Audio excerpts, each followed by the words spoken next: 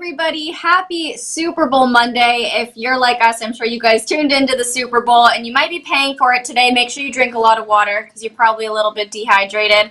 You guys, we are going to be getting into the Super Bowl and all of the rumors that's going around, some of the highlights. We're talking about all of it. But before we do, make sure you subscribe, tap the bell for notifications, give this video a thumbs up, and leave a comment below. Here's the Fumble Squad. I'm Devin Howard. You can find me on Instagram as @DevinHoward. Morning, everybody. I'm Jackie Ray. You can follow me on Instagram and Twitter @JRayTheFanatic. What's up, all my hungover people? Happy Monday. It's your girl, Britt. You guys can follow me on all social media at I am Britt Johnson. All right, Britt, so that message that I had at the top of the show was for you, apparently. Hopefully you're drinking up some water. Maybe you got some liquid IV that you're drinking. Kombucha. I got my kombucha. Oh, good. Good idea. Good idea. You guys, before we get started, I just had to take a moment to brag about myself because I am a second-time auntie officially. My sister gave birth to a really cute, tiny, sweet little boy, and I love him so much already. I can't wait to meet him. But now that that's out of the way, we should just dive right in to the Super Bowl news. Okay, so Tom Brady is once again a Super Bowl champion, and it was 31-9. Wait, did you guys lose me? For a second. You froze. Got you back. Yeah. Yeah. I was like, oh, is it me? Okay. No, I'm having a couple issues today, I think, with my internet. I don't know what's going on, but hopefully it's smooth from here on out. Yeah, so I didn't hear that, but it doesn't matter. Okay, Tom Brady, once again, a Super Bowl champion. Now he's also Super Bowl MVP. The Buccaneers demolished the Chiefs 31-9. Tom now has 7 Super Bowl rings, meaning he personally has more rings than any franchise in the NFL. It wasn't the most competitive game, so you guys were right when you said that you didn't think it was going to be this exciting game. It really was not that exciting. And according to a lot of people, Tom has solidified his status as the greatest quarterback the NFL has ever seen, but also there are so many debates about whether or not he's the GOAT of everything. We're going to be getting into that in just a second. And Tom said he is definitely coming back again. He is not retiring, like we talked about last week. Same with Gronk. So Gronk is going to be returning as well. The two actually teamed up for 2 touchdowns, which gave them the most scores by a duo in postseason history. They passed Montana to Rice on the all-time list. Gronk is also the first player to have a reception in 5 different Super Bowls. So they hit some stats there. But Patrick Mahomes, his stats looked pretty rough on paper. He had 26-49 passing for 270 yards and 2 interceptions, and he didn't throw a touchdown in a game since week 4 of the 2019 season. Kansas City racked up 95 penalty yards on 8 flags in the first half alone, which is a Super Bowl record, and they didn't look, honestly, they didn't look like a team that was supposed to be competing in the Super Bowl. They just didn't seem like they were sharp enough. But then, of course, there were conversations about whether or not the officiating was showing preferential treatment for Tom Brady and the Buccaneers. And I want to ask you guys about that. But first, let's talk about this GOAT debate that is happening. Of course, like, what else could we expect? We knew this conversation was going to be happening after the Super Bowl. People are saying, okay, it's official. Tom Brady is the greatest athlete of all time. He has 7 Super Bowl rings, but does he really top Serena Williams, who is now in her 3rd decade of her career and has 23 Grand Slam single titles to her name? She has 4 Olympic medals. She cleared one of her titles while she was pregnant. People were also bringing up Michael Phelps, Simone Biles. I mean, there are so many other amazing athletes out there who are just as decorated, if not more decorated than Tom Brady. So can we really say he is the greatest of all time? We're going to be getting into all of this, but Jackie, let's first discuss this officiating, okay? Do you think people are on to something when they say the refs were giving Tom Brady preferential treatment, or are people just mad? So I feel the exact same about this ref situation as I felt about Deflategate. You got to score some points. You got to get some touchdowns before I'm going to give you, some refs love. By half, though, there were 8 calls against the Chiefs for the Bucs, and then the Bucs only got 1 call. So I do understand where that is coming from. But KC looked exactly like I was afraid they were going to look like. They looked like they were afraid. There was no time in that situation where I felt like they stepped up. Tom Brady was back there just chilling, Patrick Mahomes was running for his life the entire time. So I get what people are saying. There were definitely some questionable calls. But in my opinion, no more so than I've seen this entire season as far as questionable. I'm a Saints fan, so we get questionable calls all the time. So it was no more than I've ever seen in this season. The Chiefs just flat out didn't play well. They, refs or no, even if every call had gone against Tampa Bay in favor of the Chiefs, I just don't know how well they would have done with that. They still would have lost, in my opinion, because they just didn't play well. They looked spooked, in my opinion. They got exposed. A lot of things that I've talked about on different podcasts as far as their defense kind of got exposed in this game. What I thought was interesting, too, is at the half, I kind of thought KC was going to come back out a little bit more fierce. They were going to make the adjustment at halftime. Tampa Bay went in and made an adjustment, and they came out more fierce. And I was like, well, this ain't exactly what I thought. First of all, the halftime show was trash. I know we're talking about that. That was horrible. But that man can't sing. He's not coordinated. I don't know how he got on that halftime show, except for the fact that they have to pay for that. And I understand. But that was horrible. Aside from that, I really expected to come out an entirely different squad.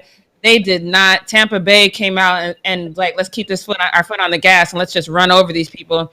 And that's smart. You don't want to let them get hot in some way and all of a sudden they come back. So I thought Tampa Bay played a really good game. I hate saying that. And I can't put any of this on the refs at all. Interesting. Britt, I would actually like to hear from you about that too. Do you feel like the officiating was showing preferential treatment to the Buccaneers? I do, but like Jackie said, it really didn't matter. I think if they hadn't, or if this couple calls that would have, kind of benefited the Chiefs, if the Chiefs could have capitalized on those, I still don't think they would have. I just think I literally, fourth quarter, I was like, hey, anything's possible. Put Chad Henne in. Like, I literally was I was kind of sick to see like Patrick Mahomes just like beat up on himself and then get to a point where he was clearly visibly injured and visibly not doing okay. At that point, you take your $500 million guy out of the game. You just do. And I didn't even like that he like continued the game like that. But yeah, I do think, there were some clear calls that I'm just like, okay, like you should not get a call for waving your finger in Tom Brady's like that, especially when Tom Brady scored on that drive. Like, to me, I just was like, that's not really taunting. You're losing, So, but then they had to come back later and make it even. So they did the same kind of call on Antoine Winfield. So I feel like they tried to even it out, but it definitely was clear that obviously Tom Brady was getting his Tom Brady treatment. And I think the biggest miss here for Kansas City was the fact that they were missing one of their starting offensive tackles, and that was very uncomfortable looking for Patrick Mahomes. You could tell that's one of the guys that he trusts the most on that line, and he just wasn't in it. I don't know. It was just so weird to see. Bucks defense is the MVP to me. I think the Bucks defense played tremendous. They literally locked down Tyreek Hill like nobody's business. They had 2 defenders on him the whole entire night. And when they could, they'd have another 2 defenders on Travis Kelce. So I think they did a good job in like basically isolating these guys out and making them play their ball instead of Kansas City playing the ball that we know that they normally do. I wasn't nervous going into halftime because that is the Chiefs. The Chiefs usually do start off kind of slow. Every championship game or playoff game that they've played, they've gone into halftime losing, or gone into the second quarter at least losing by a lot. Like, remember when they played the Titans and were down by like 3 touchdowns and then came back and won the game. So I wasn't like worried at that point, but they just never collected themselves in that locker room and came back. And it's so weird because just last week, Jackie was talking about how cute it was that they were helping each other on the sideline and staying motivated. And Patrick Mahomes is going over, hey, my guy, like, this is not going to be us. We're going to fight through this, blah, blah. And you saw none of that in the Super Bowl game. Yeah. Yep. They just seemed kind of all over the place. They were not on the same page. Even Patrick Mahomes talked about that, and he was pretty blunt in his assessment of just how the game went down and how they just weren't on the same page as the offense. But let's get into these conversations about the GOAT. Now, we've discussed this before on the channel. People always want to say that Tom Brady is the greatest athlete out of all athletes in every sports league ever, and you know, I think that we can say confidently that he is the best quarterback in the NFL, but what about the greatest athlete of all time across every sports league? Britt, let's hear from you first. What do you want to say to the people who think he's better than someone like Serena Williams or Simone Biles? Tom Brady is not a huge athlete. Like, Tom Brady is not going to run a fast 4.40. He's not going to, like, he's not an athlete necessarily. Tom Brady is a genius, though. He is the GOAT of football. Like, I said it last night. I was like, y'all know I don't like Tom Brady like that, but you got to give this man his props. You already had mentioned it, but he does have more Super Bowl wins than any franchise. Like, how is that even possible? Like, than any franchise in NFL history. There are teams that have been around since, I mean, the Super Bowl stuff started in like the 60s or whatever, like actual like names for Super Bowls or whatever. And you have more than any team ever. Like, Patriots and Steelers have 6 apiece, and then 49ers and Cowboys have 5 apiece. And Cowboys have been around since 1960. You know, like, that is insane that he's able to say he has 7 Super Bowl wins, and to go off of Bucs team who was 3rd in the NFC South last year, if I'm not mistaken. Like, they had a losing record last year, and then take that team, bring all the pieces that you want to the team and build your team, because Bruce Arians let you do what you wanted to do, and you created another Super Bowl team. So it's like I mean, he should be like a GM or something, obviously, when he retires, because for him to create, because that is Tom Brady's built team, this Tampa Bay Bucs team is, and for him to like create this team and have them his first year there after being 3rd in the NFC South last season to then go and win the Super Bowl is, wow. It's just, we'll never see anything like this again as far as a winning thing. But I mean, Bill Russell had 11 himself, you know, so you can't even say that he's the most winningest guy. I mean, Robert Ory, I think, has 7 NBA championships. I wouldn't call him a GOAT. He was clutch, and he was on good teams and good situations. But I don't think just saying that because he has 7 Super Bowl wins that he is like the greatest athlete of all time. He's not even a top 10 athlete in my opinion. And then Jack, though. Yes, that's true. Jackie, just to kind of elaborate a little more on what Britt was saying, how we're never going to see this kind of thing again in the NFL or from a quarterback. How do you think Patrick Mahomes how do you think this is affecting his legacy in the Super Bowl? We were saying that this is kind of like this, not necessarily a make or break game for him, but it was, old GOAT versus new GOAT. Is he ever going to be able to surpass Tom Brady, or has that ship sailed?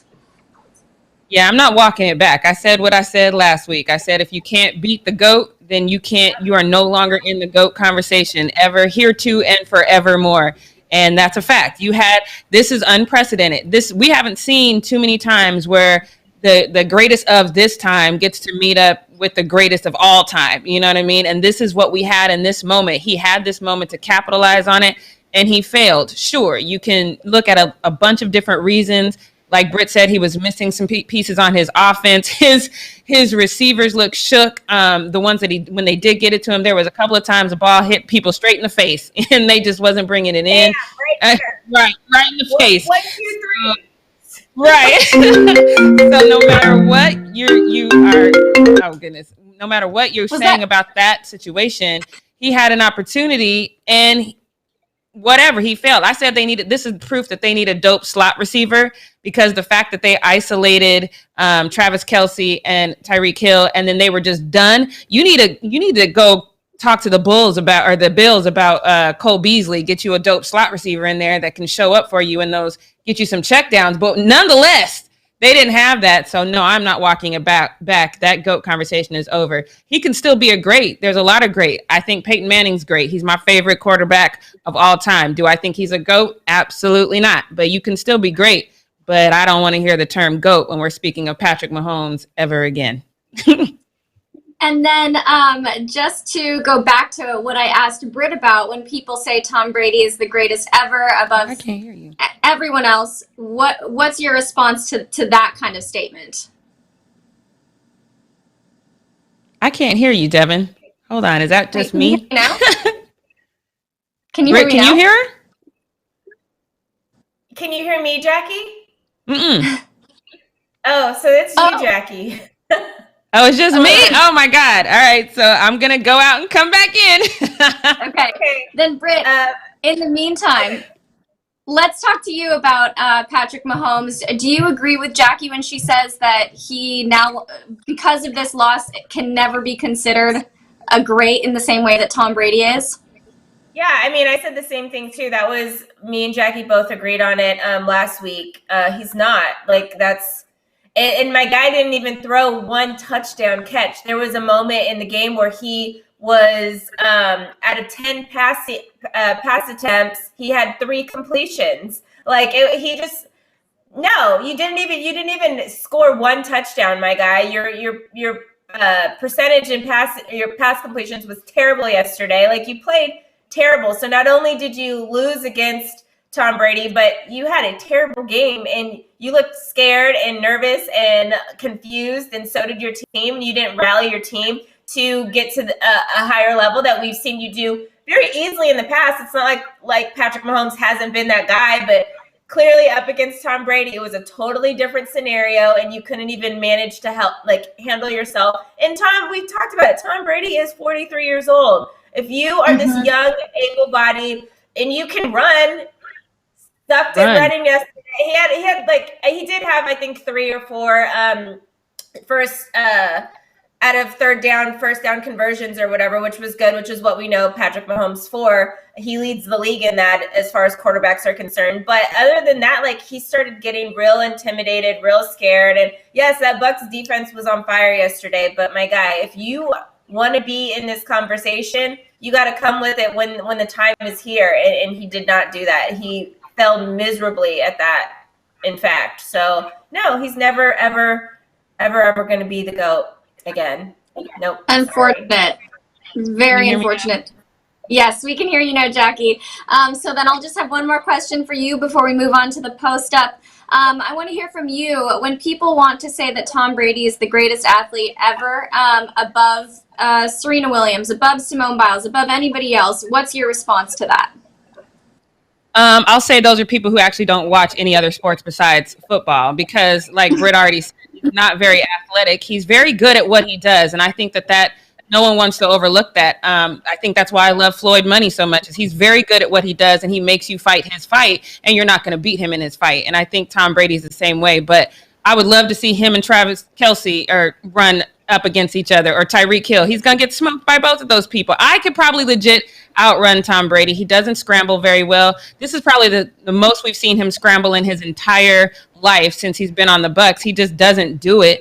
I think he's very good at facilitating the game. He's very, very good at making those around him much, much better.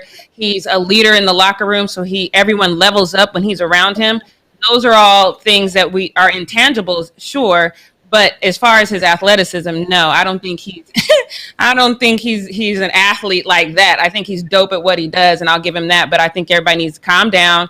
He's the greatest quarterback. I'm not even going to say he's the greatest football player ever, but he's definitely the greatest quarterback that we've ever seen in the NFL for sure.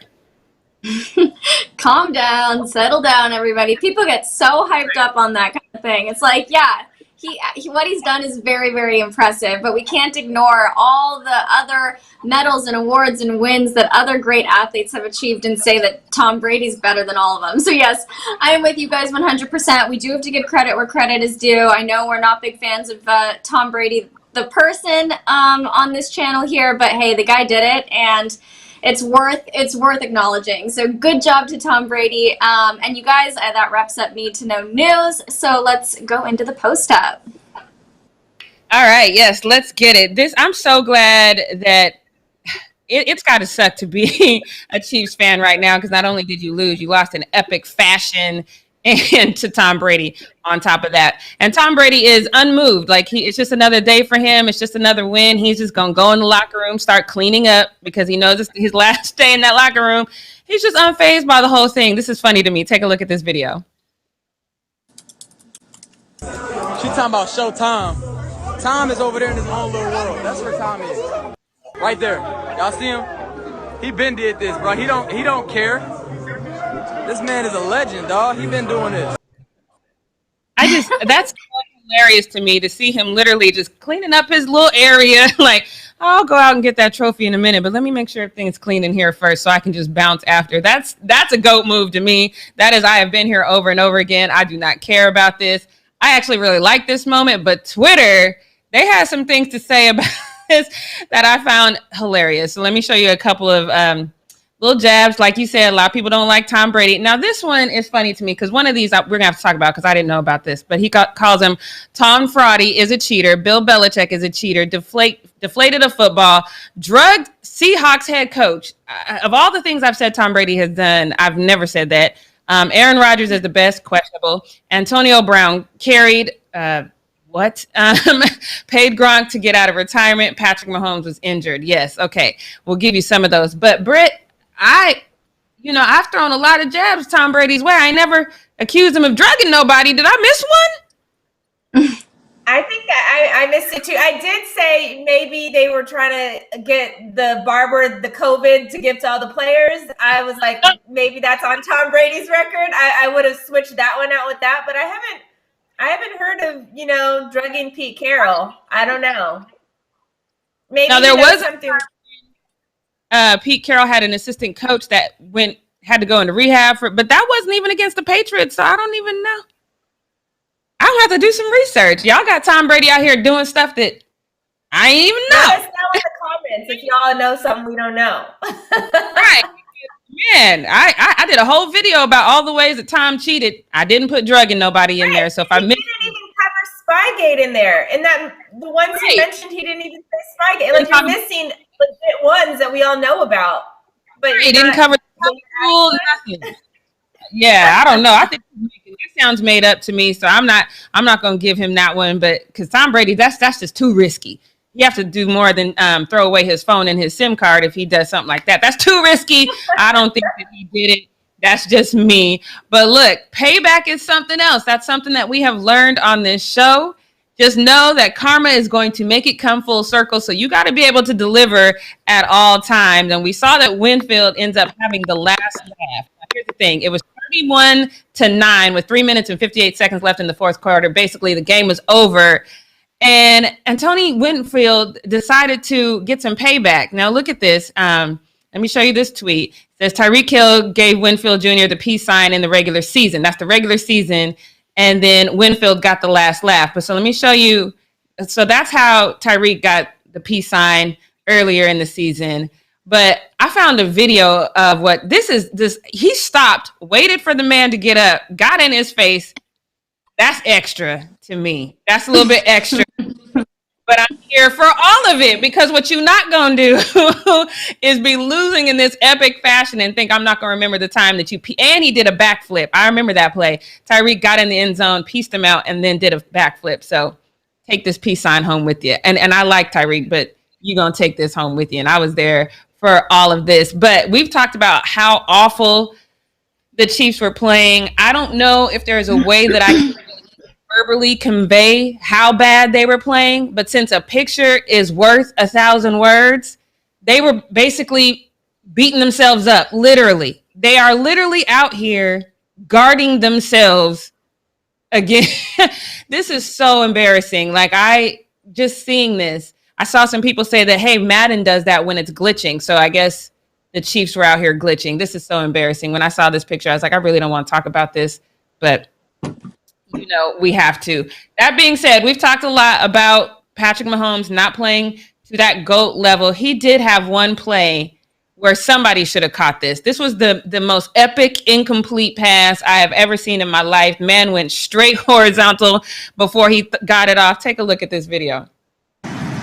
He was parallel to the ground when he threw it. That's unbelievable. And get it there to X. Nobody caught it. It either should have been intercepted or somebody should have brought that down. That ball was right there amongst everybody. But I agree. We didn't see the Patrick Mahomes that should have been running and doing whatever he was doing. I love this. It shows that's athleticism. If y'all want to know what athleticism is, that's it.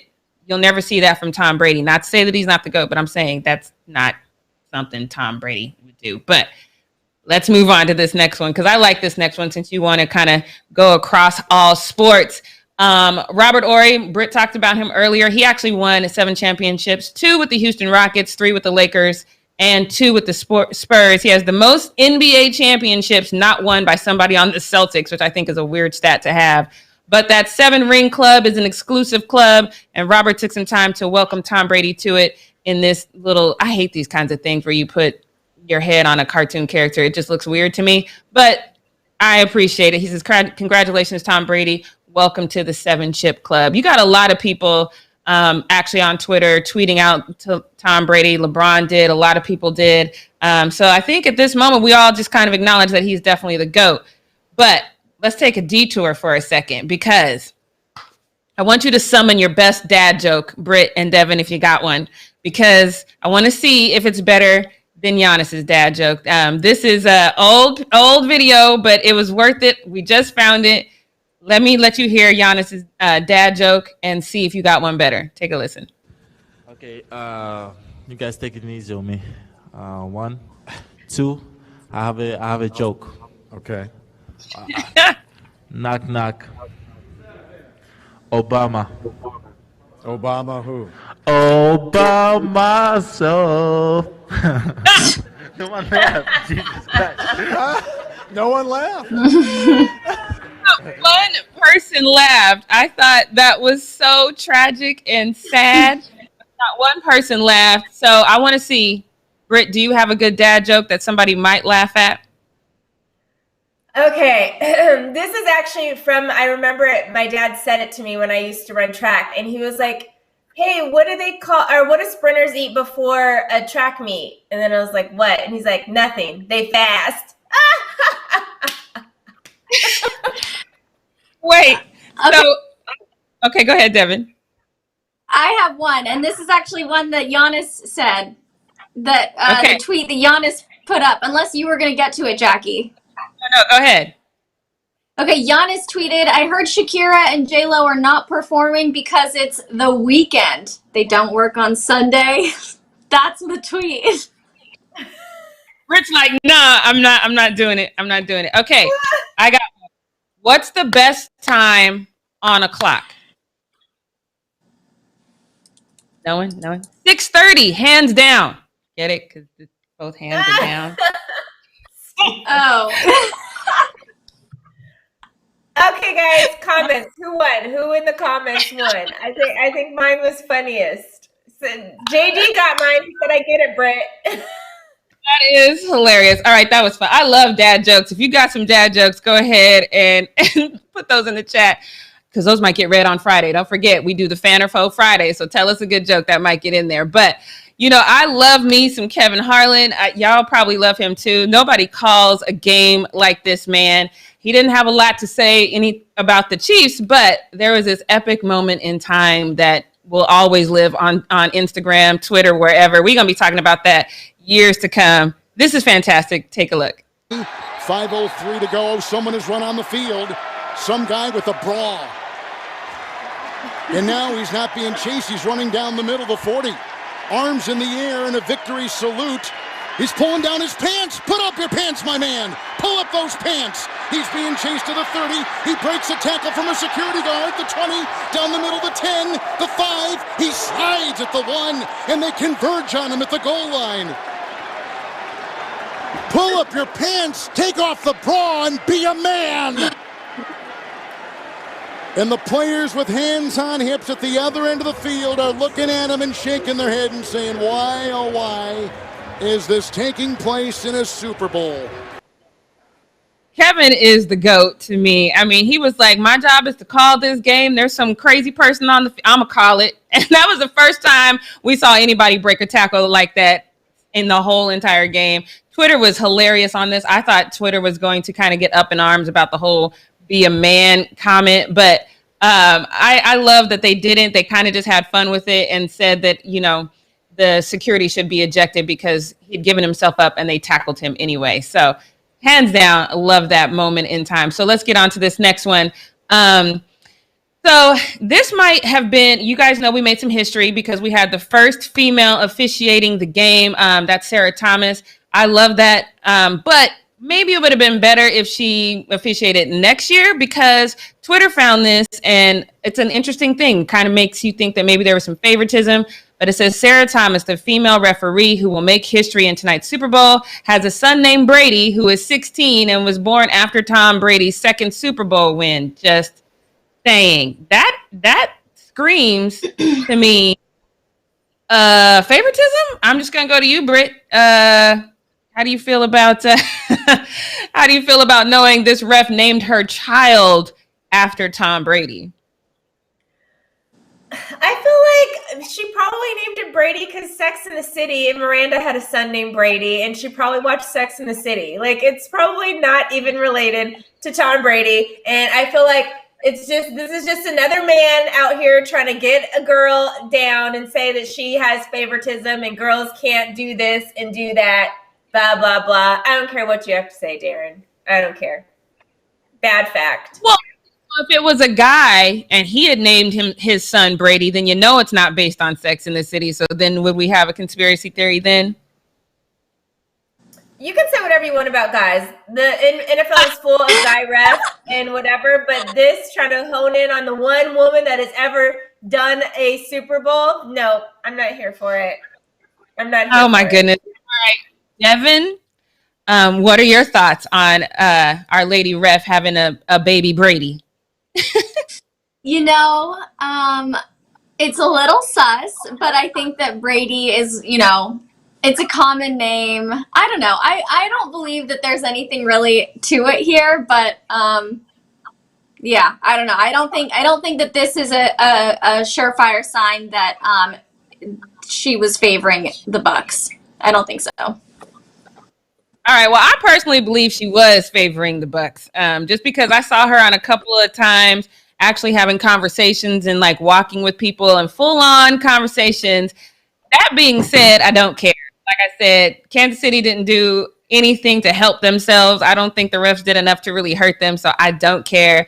But I still, in my heart of hearts, if I was a Chiefs fan, I would have felt better having her officiate next Super Bowl, not this Super Bowl, because I don't trust you. This is suspect. I don't trust you at all. Now, I don't know if you guys saw the commercials. Obviously, the commercials are one of the big draws for the Super Bowl. The best Super Bowl commercial to me was the one with Tom Brady and Grunk, where you find out the spotty connection is how Tom Brady. It was a great commercial. If you haven't seen it, go to YouTube. Just look up Super Bowl commercials. It was fantastic. But our very own Anthony Davis had a Super Bowl commercial as well. But it was supposed to be a surprise because apparently LeBron didn't know anything about it. Take a look at this clip. It's adorable. AD, in all seriousness, how do you feel about being in the Super Bowl ad? Does that feel like something that's sort of a career ticker for you off the court? Yeah, I mean, Mom just not hearing about this. it was a surprise, bro. Okay. It's a surprise. I want you to watch the game like, yo, you know what I'm saying? It was a surprise. Thank you for running it, Rachel. I mean, Yeah. Okay. Like Bill said, okay. I absolutely love their chemistry. They are so like almost real brothers. I love this. Every time I see them interact, the fact that they even do these kinds of interviews together, every time I see them interact, I get super, super excited. I actually missed AD's commercial. That might have been a boring moment where I was like, let me go grab some food. So Devin, did you see AD's Super commercial? Can you tell me about it? Okay, so no, but here's the thing. I was babysitting my toddler nephew, and I was having to force him to sit still for the actual game. The commercials, I mean, it was like he was all over the place. So I couldn't even really watch any of them. Yeah. So unfortunately, I did not see it. But I do want to add to what you said. I love their chemistry. I like that AD wanted to surprise LeBron with the commercial. Like, to me, that is so sweet that he didn't want to tell him because he wanted it to be a surprise. So I think that's really sweet. Yes, I agree. Now, Britt, I know you don't care about the commercial because it's AD, but did you see the commercial? Because I'm going to go look it up later, but I wanted to see if you saw it. Or did you do what I did and take a break during the commercials? No, I watched most of the commercials, and I don't remember seeing that one. I definitely had a personal favorite of my commercials, but the commercials come out a week before the Super Bowl, and they're on YouTube, and people can Google them. So Rachel didn't really bust the surprise here. It's like anybody could have saw it. LeBron probably doesn't watch the Super Bowl commercials, but you can watch them all like a week before they come out. They have like a whole show about the Super Bowl commercials, but I didn't see it. I'm trying to think which one he was in. I didn't even see it. I don't know. Which was your favorite though? The M&M commercial where she's like handing, the candy to people for whatever. And then the girl, she's like, here, sorry I called you a Karen. And the lady's like, but my name is Karen. Sorry, your name's Karen. And she gave her more M&Ms. I like that. So funny. Gwen Stefani and Blake Shelton, and finding out how they hooked up is because she called, what's his name? Levine, the guy from Maroon 5, and said, I'm ready to get out. Adam Levine, and he heard just bits and pieces of her conversation. She wanted a sophisticated man who knew how to dress and could carry on in high society, and he heard something different. And then Blake walks in with spurs on his shoes to a very fancy restaurant. That was one of my favorite ones too. Gwen was popping in her. Yeah, she was like, she looked really good. I could stand to see her at a Super Bowl halftime. Hint, hint. Your Super Bowl halftime was trash. Do better next year. But let's move on to this. In LA next year. Better be good next year. Super Bowl is in LA next year. So we got too many homegrown LA. You can get Snoop out there. You can get, we got too many people in LA. If you get a halftime show, we're going to revolt. Just let you know right now. But shouts out to Peyton Manning because he was the first ballot Hall of Famer. I told y'all he's my favorite quarterback of all time, so I was super excited about that. Shouts out to him. But since he is a first ballot, I guess he decided to splurge because this is insane. This is how he traveled. This is a private jet with him and his son and maybe one other person because that's Brandon Stokely took this picture. So maybe these three people are on this gigantic luxury plane that they chartered. Now, this sparks a conversation. I always go to Twitter, and sometimes I think you guys just be mad for no reason. But I did go to Twitter, and I saw this comment from this young lady who she kind of reverted back to some unfounded anger. She said, sorry, it really pisses me off. Not only does it show the difference in pay between women's sports and men's sports, but it shows how lavish male athletes have it after they retire. Female athletes, when they retire, most have to get another job, but men live it up. I advise you to watch 30 for 30, sweetheart, because a lot of these athletes spend too much money while they're in the league, and they do end up broke and destitute, or they do have to spend a lot of money on different other things, like maybe they have 17 kids or something like that. So, that's not necessarily same. Number two, he doesn't own that plane. His net worth is only $250 million. I say only, like that's not a lot of money. His net worth is $250 million, but he does not own that plane. He rented it. He didn't even charter it. He didn't rent it either. It's the Colts plane, and the Colts gave it to him for free. They let him use it to travel for free. Yeah, that's why he has this little Colts thing on his thingy. But they let him use the plane to be able to go to the ceremony and stuff like that because it's COVID and he didn't really want to go because he didn't want to fly commercial and be on whatever with everybody else. So the Colts said, hey, Peyton, you were great with us. We love you. We're going to let you use our plane. And so that's what happened. The coach making the Patriots look good because the Patriots said, hey, healthcare workers, we're going to fly you on our private jets. And the Colts was like, hey, Peyton, your kid can fly on ours. Like, so just don't make the Patriots make you look bad, Colts. That should be your goal for next season. This next one is funny to me, and sometimes you just got to address the elephant in the room. A lot of times, women, we will dress in a way that makes the girls stand up front and center. We do it for attention, even though we'll get mad if you're looking, but let's just be honest. We trying to look our sexy bit. And sometimes you got to just expect the attention. Don't say, why are you looking down when you put him out there? That's just my thing. And Joy Taylor, who is calling, he's calling Cowherd's co-host, she regularly puts them out there. Like, that's the first thing you see when she walks into the room. And this is the one time where she didn't dress that way. And clearly Colin was like, what? Where are my girls at? Because he had a Freudian slip. Take a look. Between Tampa and Los Angeles, it's like we've got all. I mean, two cities have glommed all the championships and players. He's like, where are my girls at? From the front to back, where are my girls? This was fantastic to me because I know that's what he was thinking. He's like, she come in here every day, and now my cities. Sorry, this made this hilarious to me. I know a lot of ladies found it offensive, but if you watched the show, you knew why he was thinking that. Devin, what'd you think of that? I don't know why people would have been offended by that. Everybody has a Freudian slip every once in a while. It's not that serious. People need to chill. People are getting so intense about things. Right. Yeah. That was hilarious. And then him trying to the stutter for me at the end. My whole life. Britt, right? I know he lost his whole train of thought. I'm watching that, like, I'm gonna beat him. Ooh, I'm gonna beat this man when he gets home. He told me he wasn't looking at her chest. Now I know for a fact he was lying. He's lying. Oh, that was great. That's all I got for the post up, you guys, though. Now we're going to move on into what we not going to do. This one is one of those things that we're at the end of the NFL season, so I kind of just want to revisit some things that the NFL said that they were going to do that they kind of failed on. I have been very vocal. I think that the NFL is a great representation of how our country goes.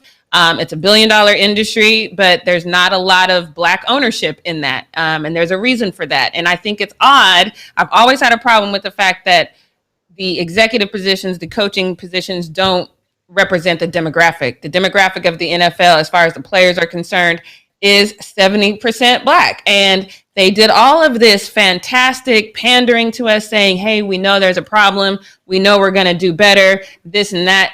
And the third, and I thought that maybe they would. And I'm gonna tell you, I even text our producer and I was like, this production that the NFL did for the pregame was amazing. It was so inspiring. It did make me kind of touch into my inner kumbaya, which y'all know I don't have, but it definitely presented this thing of, hey, let's go forward together. We got some unity. They presented that whole Vince Lombardi hologram speech that was moving, creepy, but moving. That hologram creeped me out a little bit, but it was still very, very moving. All the players came out for the National Black Anthem, and then they went back in. It was beautiful. Her killed America the Beautiful. She did her thing. Jasmine Sullivan looked amazing with her little head wrap thing when she did the national anthem duet with the country singer. The whole thing was flawless. The pregame was flawless. Everything that happened before kickoff was fantastic. But that's how you know representation matters, right? Because Jay-Z is over all of that. There's a reason why it looks that good. There's a reason why we were represented. It was diverse. It was just a flawless production because Jay-Z has his hand in it. This is why representation matters. And we've talked about the lack of Black leadership in the NFL for a long time.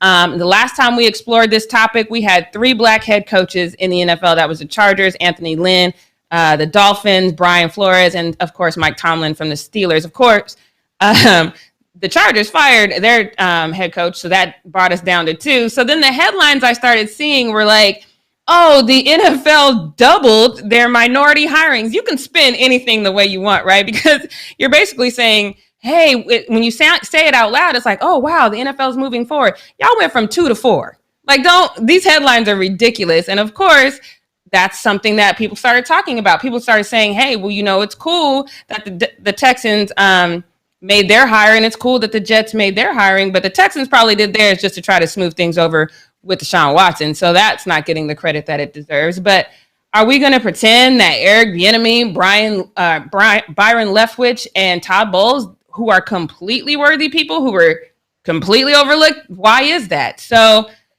I do respect Roger Goodell in trying to play both sides of the fence. That's kind of his job. I know a lot of people don't like it, but that is his job. And he said that he was disappointed that there weren't more minority hirings. But I think a logical person would know that it's just not going to happen when you look at the ownership in the NFL.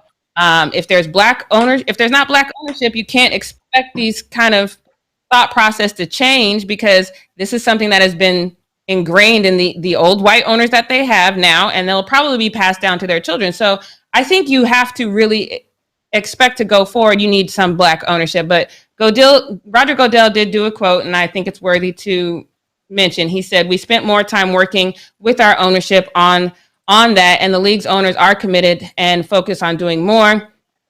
With the lack of qualified black men being hired in head coaching positions, it wasn't what was expected. It's not what we expect going forward. We have to look at what went right and what went wrong." So I do really respect him acknowledging it, and acknowledging that this isn't the outcome that they wanted.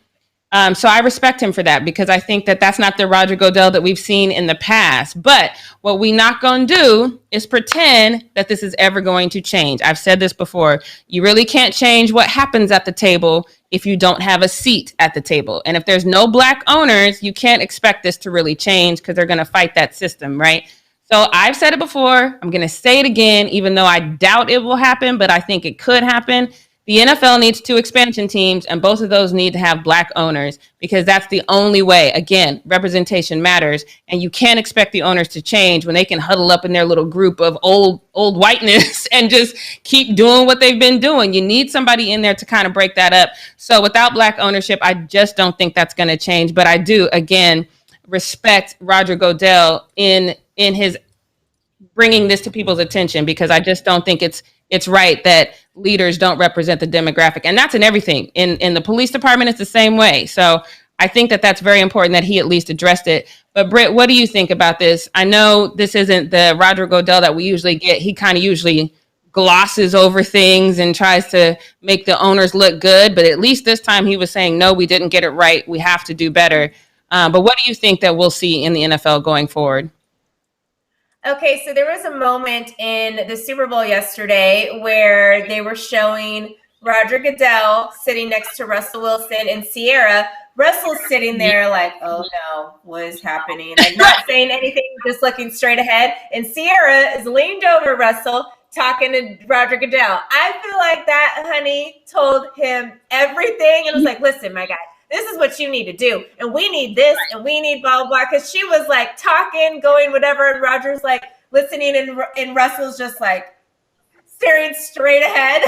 So I was like, I feel like she's probably trying to help him out. And I do commend Roger Goodell for trying to understand now and learn now and listen now. He's like trying to do what he can. Obviously, we know that he kind of is a puppet and he has to do what the owners ultimately say. And I don't necessarily think is as bad of a guy as, he's portrayed to be, because he is the one that always gets slapped down with everything, because he is the face of the NFL as far as the ownership side of it and the, teams and stuff like that. So I get that it's not necessarily all coming from him all the time, but I do appreciate that he's trying to learn and I really do think that he wants better for the league, because I don't think that he wants to end his legacy in the NFL how it's been. I really don't think that he wants that. I really think he wants to try to turn it around so he can, whenever he does end up leaving the NFL, that he has a better legacy to end his career with. So, any little bit is good. The first thing to recognizing or to admitting you have a problem is recognizing that you have a problem. So we're obviously still in the beginning stages of this, but hopefully Sierra talked to him yesterday and told him a couple good things that we'll see probably changes in the next year or so. Because as much as, she's just Russell Wilson's wife, she's Russell Wilson before Patrick Mahomes was the face of the NFL for a little bit, and he had gained this stardom of being this star black quarterback and stuff like that. So I think that there's still some juice there, and there's still a reason why Roger Goodell would want to engage and listen and have these conversations, even though they're difficult. And I know Sierra probably definitely was telling him a thing or two.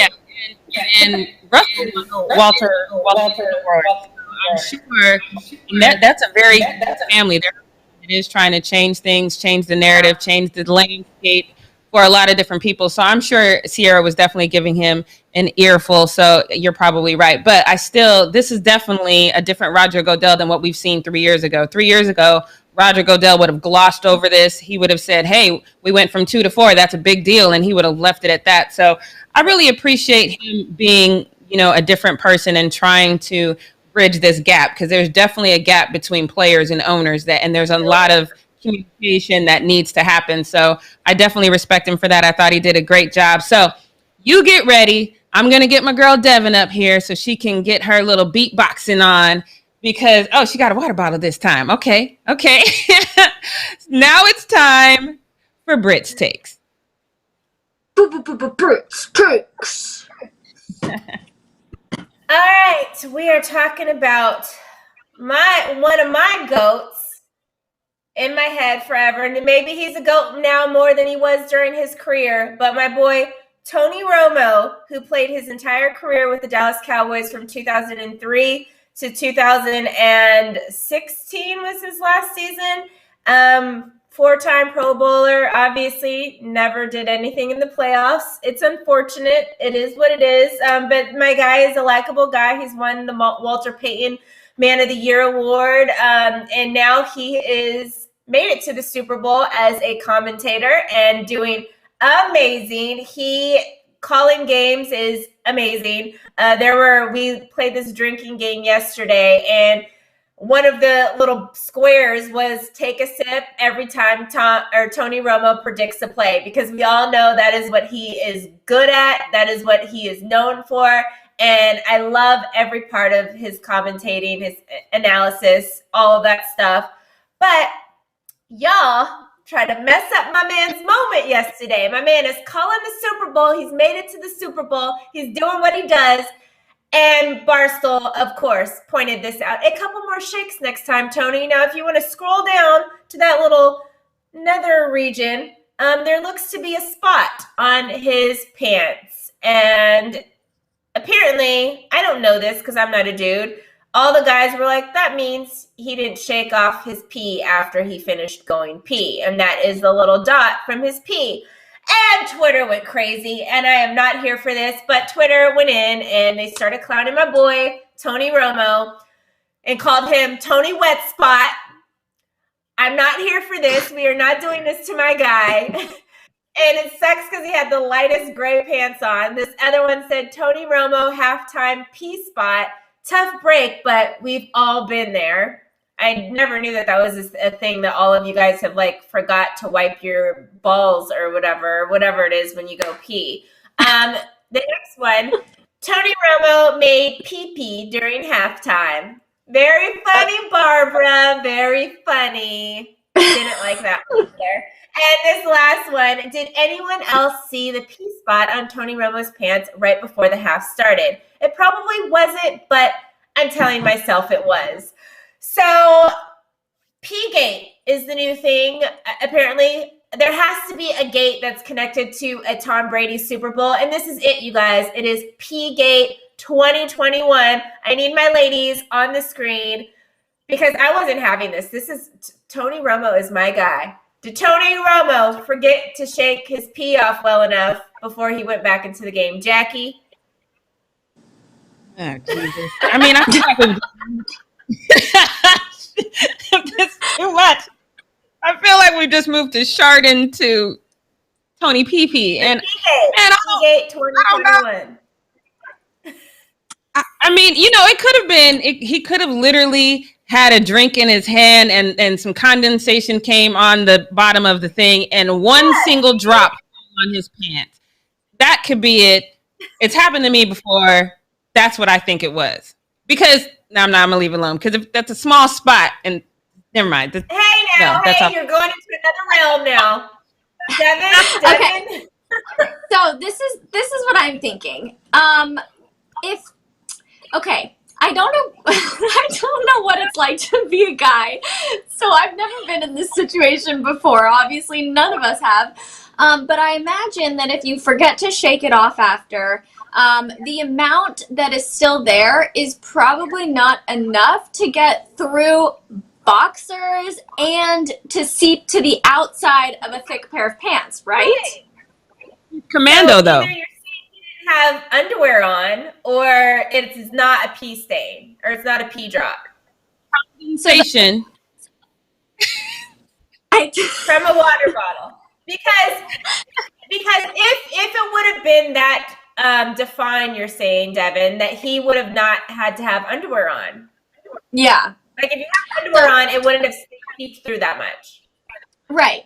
And I feel like, it's possible he went commando, although I don't think that's the case, because you want to be comfortable when you're doing a job like that. You don't want to be like risking anything. So I think he probably had a nice quality, boxer brief on, and it was just a drip of water. And like we all know, I am the queen of spilling over here. So someone else has got to be on my level, and maybe it's him.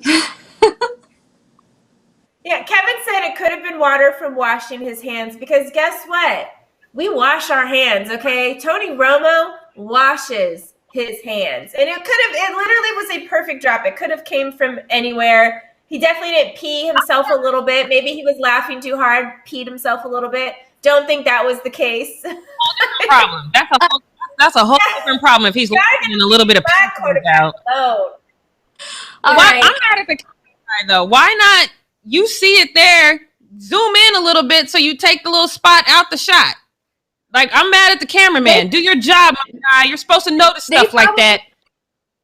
Those cameras are probably so set. I don't even think that they probably had the authority to move it in. They probably were just like, whatever, we're going to let the pee stain stay there. But you guys, honestly, I feel like I'm over this conversation. I don't want to talk about P-Gate anymore. We have enough James Harden conversation. So let's wrap it up, you guys. Let's wrap it up right now. We will see you guys tomorrow at 11 a.m. Pacific Standard Time. Subscribe, tap the bell, leave a comment below, give this video a thumbs up. Don't forget to shake it off when you go pee, and wash your hands and wear a mask. Yeah, guys. See you guys later. God. I don't know how you guys do it, but you should do it like this. Just shake it up. It's happening. Oh, God.